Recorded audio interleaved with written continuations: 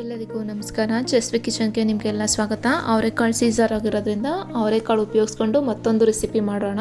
ಅದೇನಂತಂದರೆ ಖಾರ ಪೊಂಗಲ್ ಹೇಗೆ ಮಾಡೋದು ಅಂತ ನಾವಿವತ್ತು ತಿಳ್ಕೊಳ್ಳೋಣ. ಅದಕ್ಕೆ ಬೇಕಾಗಿರೋಂಥ ಸಾಮಗ್ರಿಗಳನ್ನ ನಾನು ನಿಮಗೆ ತೋರಿಸ್ತಾ ಇದ್ದೀನಿ.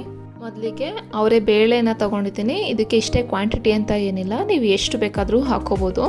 ನಾನಿಲ್ಲಿ ಒಂದು 3/4 ಬೌಲ್ ಆಗೋಷ್ಟು ಅವರೇ ಬೇಳೆನ ತೊಗೊಂಡಿದ್ದೀನಿ. ಅರ್ಧ ಬೌಲಷ್ಟು ಹೆಸರು ಕಾಳನ್ನ ನಾನಿಲ್ಲಿ ತಗೊಂಡಿದ್ದೀನಿ. ರುಚಿಗೆ ತಕ್ಕಷ್ಟು ಉಪ್ಪು, ಸ್ವಲ್ಪ ಅರಿಶಿನ, 12 ಕರಿಮೆಣಸನ್ನು ತೊಗೊಂಡಿದ್ದೀನಿ. ಆ ಕಾಳು ಮೆಣಸಲ್ಲಿ ಒಂದು 5 ಕಾಳು ಮೆಣಸನ್ನ ಉಂಡೆ ಹಾಗೆ ಇಟ್ಕೊಂಡಿದ್ದೀನಿ. ಮಿಕ್ಕಿರೋ ಅಂಥ ಕಾಳು ಮೆಣಸನ್ನ ಸ್ವಲ್ಪ ಪುಡಿ ಮಾಡಿ ಇಟ್ಕೊಂಡಿದ್ದೀನಿ. ಒಗ್ಗರಣೆಗೆ ಅಂತ ಒಂದು 3 ಟೇಬಲ್ ಸ್ಪೂನ್ ಅಷ್ಟು ಎಣ್ಣೆ ತೊಗೊಂಡಿದ್ದೀನಿ. ಇಂಗು, 1 ಕಪ್ಪಷ್ಟು ಅಕ್ಕಿ, ಸ್ವಲ್ಪ ಪುದೀನ, ಸ್ವಲ್ಪ ಕೊತ್ತಂಬರಿ ಸೊಪ್ಪು, 4 ಮೆಣಸಿನ್ಕಾಯಿನ ತೊಗೊಂಡಿದ್ದೀನಿ. ಕರಿಬೇವಿನ ಸೊಪ್ಪು, 1 ಟೇಬಲ್ ಸ್ಪೂನ್ ಆಗೋಷ್ಟು ಜೀರಿಗೆ, ಅರ್ಧ ಇಂಚ್ ಆಗೋಷ್ಟು ಶುಂಠಿ ಸಣ್ಣ ಸಣ್ಣದಾಗಿ ಕಟ್ ಮಾಡಿ ಇಟ್ಕೊಂಡಿದ್ದೀನಿ. ಇದಿಷ್ಟು ಇಂಗ್ರೀಡಿಯೆಂಟ್ಸ್ನ ಯೂಸ್ ಮಾಡಿಕೊಂಡು ಹೇಗೆ ಖಾರ ಪೊಂಗಲ್ ಮಾಡೋದು ಅಂತ ನಾವು ಇವಾಗ ತಿಳ್ಕೊಳ್ಳೋಣ. ಸೊ ಮೊದಲನೇದಾಗಿ ನಾವು ಕುಕ್ಕರ್ನ ಬಿಸಿ ಮಾಡೋದಕ್ಕೆ ಇಟ್ಕೊಂಡಿದ್ದೀನಿ. ಕುಕ್ಕರ್ ಈಗ ಬಿಸಿಯಾಗಿದೆ. ನಾವು ಇದಕ್ಕೆ ಎಣ್ಣೆ ಸೇರಿಸ್ಕೊಳ್ಳೋಣ. ಅದ್ರ ಜೊತೆಗೆ ನಾನು ಒಂದು ಅರ್ಧ ಸ್ಪೂನ್ ಆಗೋಷ್ಟು ತುಪ್ಪನ ಕೂಡ ಸೇರಿಸ್ಕೊತಾ ಇದ್ದೀನಿ. ನೀವು ಬೇಕಂದರೆ ಫುಲ್ ತುಪ್ಪದಲ್ಲೂ ಕೂಡ ಮಾಡ್ಕೋಬೋದು, ಟೇಸ್ಟ್ ಇನ್ನೂ ಜಾಸ್ತಿ ಆಗುತ್ತೆ. ತುಪ್ಪ ಎಣ್ಣೆ ಎರಡು ಕರಗಾಗಿದೆ. ನಾವಿವಾಗ ಹೆಸರುಬೇಳೆನ ಹಾಕ್ಕೊಂಡು ಹುರಿಯೋದಕ್ಕೆ ಸ್ಟಾರ್ಟ್ ಮಾಡೋಣ ಅದನ್ನು. ಸೊ 1 ಲೋಟ ಅಕ್ಕಿ ತೊಗೊಂಡಿದ್ದೀವಿ ಅಂದರೆ ಅರ್ಧ ಲೋಟ ಆಗೋಷ್ಟು ಹೆಸರುಬೇಳೆನ ತೊಗೋಬೇಕು. ಸೊ ನೀವು ಎಷ್ಟು ಕ್ವಾಂಟಿಟಿ ತೊಗೋತೀರೋ ಅದಕ್ಕೆ ಅರ್ಧ ನೀವು ಹೆಸರುಬೇಳೆನ ತೊಗೊಂಡ್ರೆ ಟೇಸ್ಟ್ ತುಂಬ ಚೆನ್ನಾಗಿರುತ್ತೆ. ಹೆಸರುಬೇಳೆ ಹಸಿ ವಾಸನೆ ಹೋಗೋ ತನಕ ಮಾತ್ರ ನಾವು ಅದನ್ನು ಫ್ರೈ ಮಾಡಬೇಕು. ತುಂಬ ಕಲರ್ ಚೇಂಜ್ ಆಗೋಷ್ಟು ಫ್ರೈ ಮಾಡೋವಂಥ ನೆಸೆಸಿಟಿ ಇರೋದಿಲ್ಲ. ಸ್ವಲ್ಪ ಕಂದು ಬಣ್ಣಕ್ಕೆ ಬರೋಕ್ಕೆ ಸ್ಟಾರ್ಟ್ ಆಗಿದೆ ಅನ್ನೋ ಅಷ್ಟು ಬಂದರೆ ಸಾಕು. ನೀವು ಇವಾಗ ಗಮನಿಸ್ಬೋದು ಕಲರ್ ಸ್ವಲ್ಪ ಚೇಂಜ್ ಆಗ್ತಾ ಇದೆ. ನಾವಿವಾಗ ಏನು ಅವರೇ ಬೇಳೆನ ತೊಗೊಂಡಿದ್ದೀವಿ ಅದನ್ನು ನಾನಿಲ್ಲಿ ಸೇರಿಸ್ಕೊತಾ ಇದ್ದೀನಿ. ಸೊ ಅವರೇ ಬೇಳೆ ಹಾಕಿದ್ಮೇಲೂ ಅಷ್ಟೇ ಅದ್ರ ಹಸಿ ವಾಸನೆ ಹೋಗೋ ತನಕ, ಅಂದರೆ 1 ರಿಂದ 2 ನಿಮಿಷದ ತನಕ ನಾವು ಅದನ್ನು ಲೈಟಾಗಿ ಫ್ರೈ ಮಾಡಿದ್ರೆ ಸಾಕು. ನಾವು ಸ್ಟವ್ ಆನ್ ಮಾಡಿದಾಗ್ಲಿಂದ ಇಲ್ಲಿ ತನಕನೂ ಫ್ಲೇಮು ಸಿಮ್ಮಲ್ಲೇ ಇದೆ. ಇವಾಗ ನಾವು ತೊಳೆದಿಟ್ಕೊಂಡಿರುವಂಥ ಅಕ್ಕಿನ ಕೂಡ ಸೇರಿಸ್ಕೊಂಡು ಇದನ್ನು ಕೂಡ ಫ್ರೈ ಮಾಡ್ಕೋಬೇಕು. ಸೊ ಇದು ಫ್ರೈ ಆಗೋ ತನಕ ನಾವು ಸೈಮಲ್ಟೇನಿಯಸ್ ಆಗಿ ಒಂದು ಮಸಾಲೆನ ರುಬ್ಕೊಳ್ಳೋಣ. ಅದಕ್ಕೆ ಮೊದಲನೇದಾಗಿ ಜಾರ್ ತಗೋತಾ ಇದ್ದೀನಿ.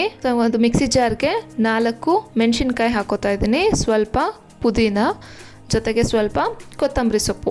ಸೊ ಇಷ್ಟನ್ನು ಸೇರಿಸ್ಕೊಂಡು ನೀರು ಹಾಕದೇ ನಾವು ತರಿಯಾಗಿ ರುಬ್ಕೋಬೇಕು.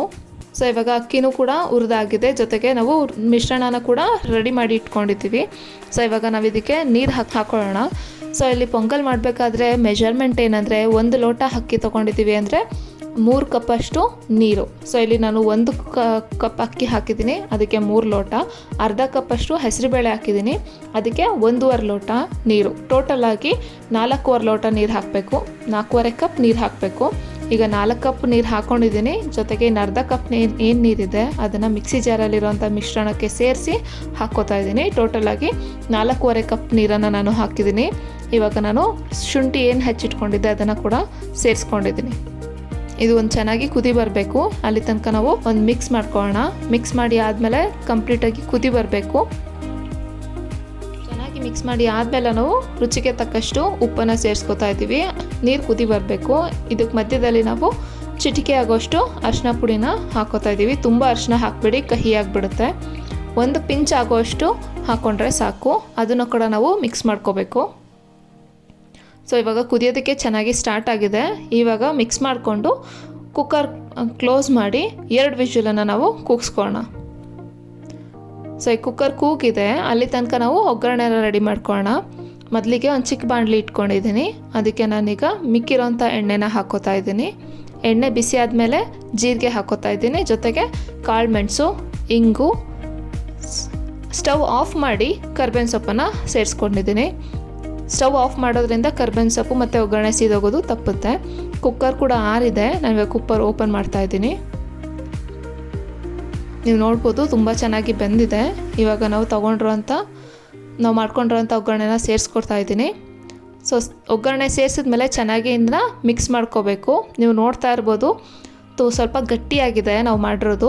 ನೀವು ಅಂದ್ಕೋಬೋದು ಇನ್ನೂ ಸ್ವಲ್ಪ ನೀರನ್ನು ಸ್ಟಾರ್ಟಿಂಗಲ್ಲೇ ಹಾಕಬೇಕಿತ್ತು, 4 ಲೋಟ ಸಾಕಾಗೋದಿಲ್ಲ ಅಂತ. ಬಟ್ ಒಂದೇ ಸಲ ನೀರು ಹಾಕಿ ನೀವು ಬೇಯಿಸ್ಕೊಂಡಿದ್ದೀರಾ ಅಂತಂದರೆ ಅದು ತುಂಬಾ ಬೆಂದೋದಂಗೆ ಆಗುತ್ತೆ, ಅದ್ರ ಟೆಕ್ಸ್ಚರೇ ಹಾಳಾಗಿಬಿಡುತ್ತೆ. ಅದಕ್ಕೋಸ್ಕರ ನಾವು 1:3 ರೇಷದಲ್ಲಿ ನೀರು ಹಾಕಿ ಬೇಯಿಸ್ಕೊಂಡಿರೋದು. ಇವಾಗ ನೋಡಿ ಚೆನ್ನಾಗಿ ಬೆಂದಿದೆ. ಅದನ್ನು ಸ್ವಲ್ಪ ನಾನು ಮ್ಯಾಶ್ ಕೂಡ ಮಾಡ್ಕೊಂಡಿದ್ದೀನಿ. ಇವಾಗ ಇದಕ್ಕೆ ಇನ್ನೂ ಸ್ವಲ್ಪ ನೀರು ಆ್ಯಡ್ ಮಾಡಬೇಕು. ಸೊ ನಾನು ಎಕ್ಸ್ಟ್ರಾ 2 ಕಪ್ ನೀರನ್ನು ಕುದಿಯೋಕ್ಕಿಟ್ಟಿದ್ದೆ. ಅದರಲ್ಲಿ ಸ್ವಲ್ಪ ನೀರು ಹಾಕೋತಾ ಮಿಕ್ಸ್ ಮಾಡ್ಕೊಳ್ಳೋಣ. ನಮ್ಗೆ ಎಷ್ಟು ಕನ್ಸಿಸ್ಟೆನ್ಸಿ ಬೇಕೋ ಅಷ್ಟು ನೀರನ್ನು ನಾವಿಲ್ಲಿ ಸೇರಿಸ್ಕೋಬೋದು. ನಾನಿವಾಗ ಕುಕ್ಕರ್ ಇಟ್ಟಿರೋ ಸ್ಟವ್ನ ಕೂಡ ಆನ್ ಮಾಡಿಕೊಂಡು ನೀರು ಮಿಕ್ಸ್ ಮಾಡ್ಕೊಳ್ಳೋಣ. ಇವಾಗ ನಾನು ಸ್ವಲ್ಪ ನೀರು ಆ್ಯಡ್ ಮಾಡಿದ್ದೆ, ಮತ್ತೆ ಸ್ವಲ್ಪ ನೀರು ಸೇರಿಸ್ಕೊತಾ ಮಿಕ್ಸ್ ಮಾಡ್ಕೊಂಡು ನೋಡೋಣ.